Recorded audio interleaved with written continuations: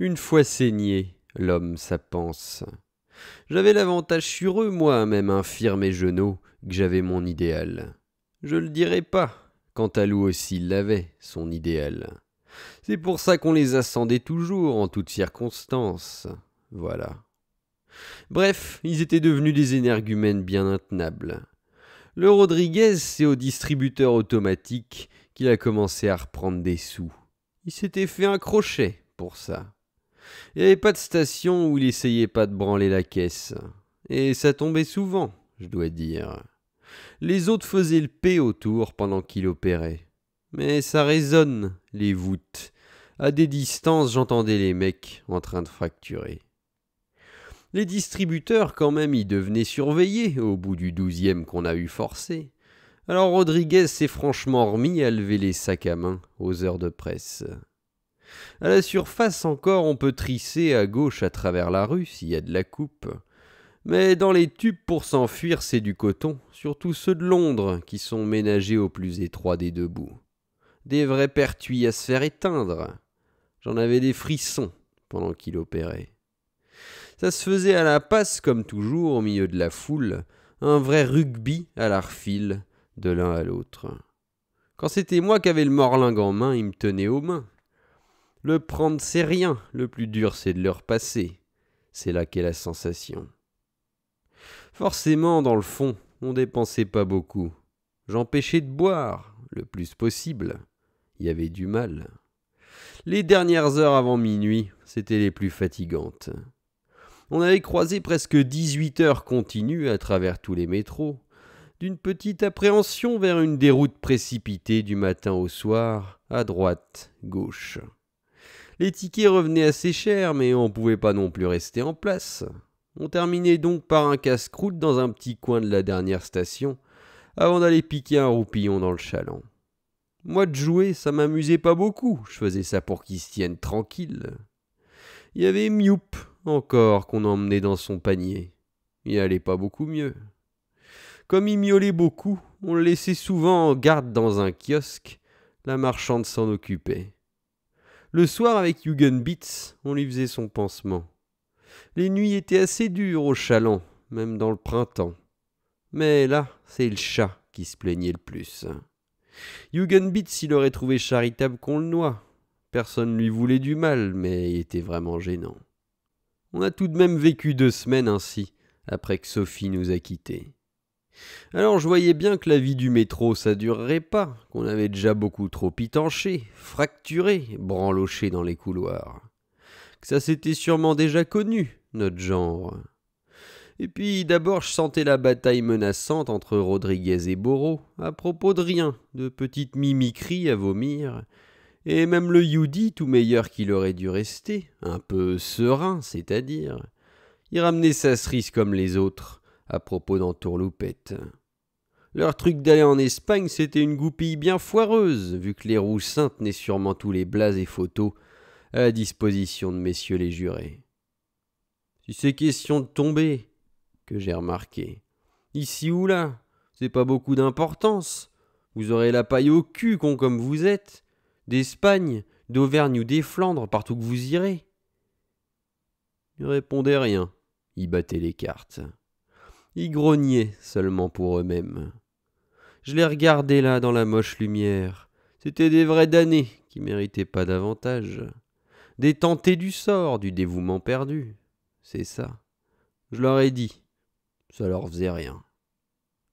Depuis qu'on bagote comme des rats la peste d'un trou dans l'autre sous les tunnels, y a pas une heure que vous avez pas montré vos bites, cassé un goulot, démontré vos cartes pourries, c'est la honte. Vous êtes 1000 fois pire que mon cul maintenant qu'il est.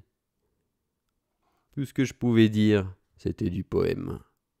Il me donnait bien un certain droit pour raisonner, pourtant, mais la guerre même me donnait pas le poids qu'il aurait fallu pour étaler. J'aurais dû en plus leur rentrer dans la gueule. Avec un bras qui marchait plus et la tête déglinguée et la manière que je dormais plus, valait mieux tout laisser faire. J'ai dit « Barrez donc, bande de triques. Je m'occupe plus de vos intérêts, allez vous faire carrer les miches dans n'importe quelle bricole. Je m'en fous tout à fait bien à partir d'aujourd'hui. » T'es pas le boyau aimable, Ferdinand, qu'ils ont répondu. On t'a toujours obéi, nous, depuis les malheurs.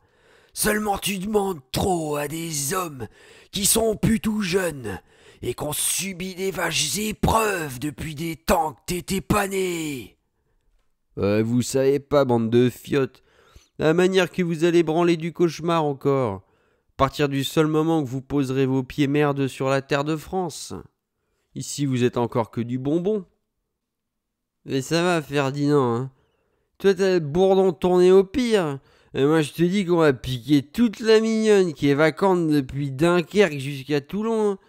Ça va être une question de casse-couille, hein, et rien d'autre. J'ai déjà 3 condés, moi, pour l'Olympien, 2 boniches et un petit vendeur à la chaussure que j'ai connu avant de partir. Je vais leur trouver du boulot à la Plata. Hein. J'ai des idées. Tu vois que je chôme pas. Hein. Sans compter, tu vas voir le bac que je vais monter à la Courneuve près des usines, où j'ai déjà un pote qui m'attend. Hein. C'est l'éclat sombre qu'il avait alors dans les chasses Rodriguez quand il pensait à son bel avenir. Boro, il était plus prudent dans ses conclusions, mais il déconnait aussi quand même. Et Jugendbitz, plus il grelottait d'être pris par les bourgs, plus il se donnait aux illusions. C'est le trou du métro d'être confiné dans les voûtes. Ça semblait les porter à l'optimisme plus que tout. Ce soir-là, on a fêté donc la dispersion finale sur le bac, en pleine rivière où on se reposait. Moi, c'était entendu que je gardais Mioup, le panier et tout. Je devais le cacher, juste au moment de partir. Ça me peinait. Eux autres, ils avaient déjà des faux papiers, assez pour passer à Boulogne. Après, ils s'en feraient d'autres à Suresnes, où il y avait une remonte d'anarchistes. Du moins, c'est ainsi qu'ils voyaient les choses. On se trouvait au début d'avril. Toutes les nouvelles de la guerre étaient mauvaises. De la maison, j'avais plus de nouvelles. J'avais plus de domicile depuis des mois. Je me demandais bien ce qui s'était passé. Si les bourgs étaient pas venus à la trace au passage des Bérésina me chercher les fouilles, ça surtout m'inquiétait beaucoup. J'avais pas fini du tout d'être traqué. C'était qu'un début. J'étais mal parti dans l'existence. C'est moche d'être né en 1893, je le dis. La pire souffrance, plus que tout, même d'être infirme, où j'étais pourtant bien comblé, même de la défense misérable où je tenais plus l'air qu'à un fil, la trosse qui rend l'avenir encore plus aride et coupant que le couperet dans l'aube, c'est qu'on n'aura pas trouvé les deux, la forme et le fond, pour donner aux autres la chanson, pour leur rendre avant qu'on crève soi toute cette infection, et cette bouse toute divine et bien aimable, le si tendre, le chaud jusqu'au cœur même, et plus près encore du pire moment des choses.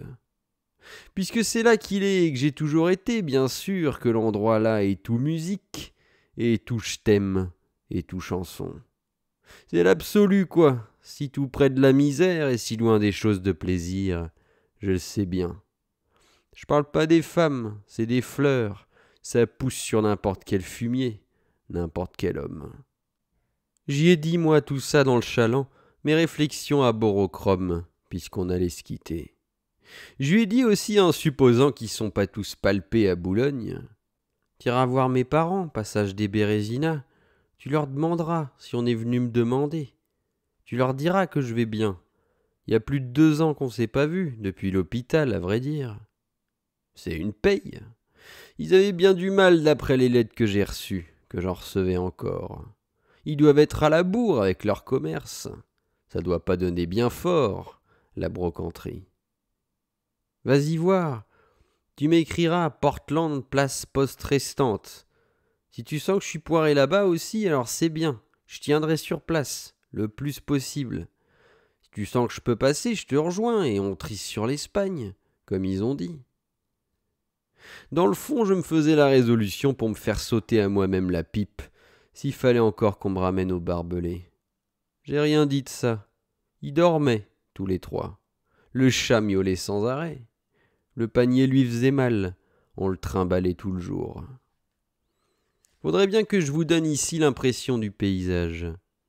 C'était surtout la question de brume fragile, libre, qui passaient comme des danseuses pressées à la surface des eaux, en leur voile comme un miroir mouillé.